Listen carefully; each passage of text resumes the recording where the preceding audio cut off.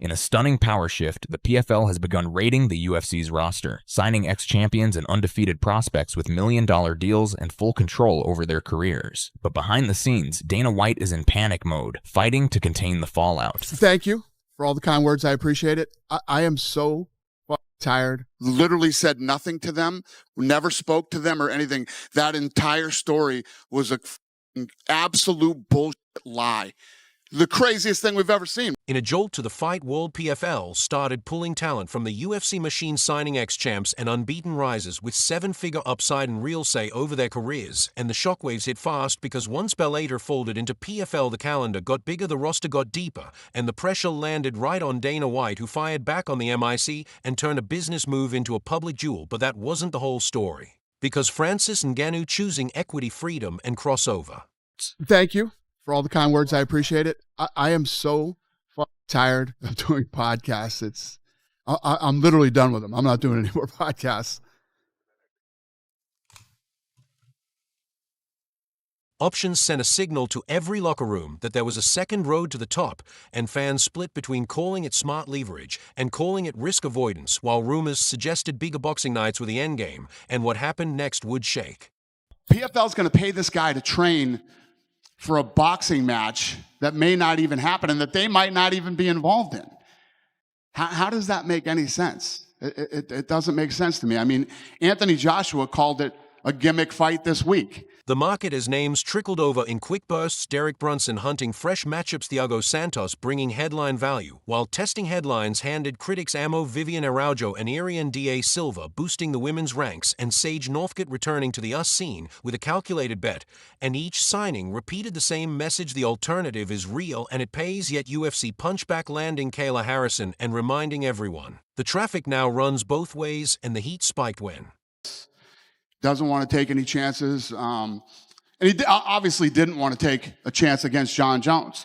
And after we saw what happened with Cyril Gane, you know, I don't blame him. I think the outcome would have been exactly the same. And I'm sure most of you do, and I'm sure Francis does too. You know, and the media makes it sound like that I'm saying that he's afraid of him. I don't think that he's afraid of anybody. It's just the fact that he doesn't want to take any risk. Dana waved stat sheets on social reach and pay-per-view scale, while Don Davis answered with bold claims about massive nights and predictions tailored to keep PFL in the center of the conversation. But under the noise, fighters felt something new.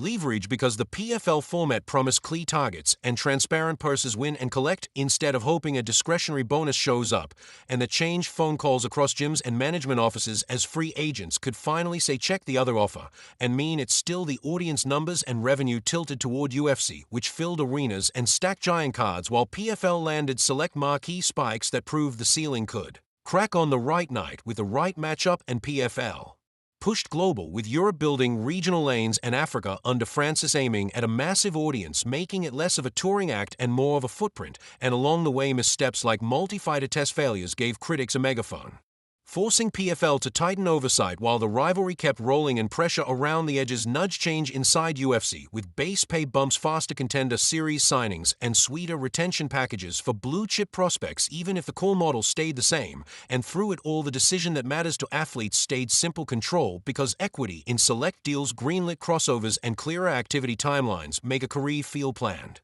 not guessed, while UFC holds the biggest stage and the production engine that can turn the right personality into a star in months. So two models face off, one built on scale, history, and spectacle, one built on transparency, optionality, and a willingness to take swings, and the quiet math of a training room decides the rest, because time is short, injuries stack, and a predictable calendar can keep a career alive. And that is why a mid-T heavyweight like Marcin Tybura finding new money and blasting a debut can ripple louder than a press conference, because it tells the room there is work and reward if you look.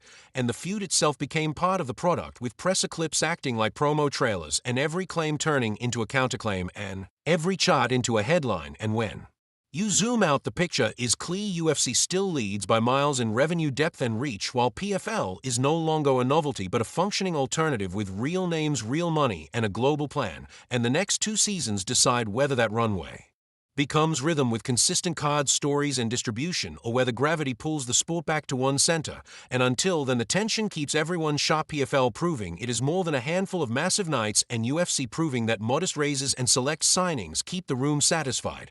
And the only constant is choice, and choice creates pressure, and pressure creates change. So did PFL raid the castle or build a new road the truth sits? In between, they took names, paid real money, offered freedom, and forced answers across the aisle, and the empire still stands with its gates just a little more open. And that's why this story hooks you, because it is not only about who wins the next main event, it is about who writes the rules for the next decade. And the calls fighters make right now will shape what the sport feels like when the next generation walks in and hears that first roar.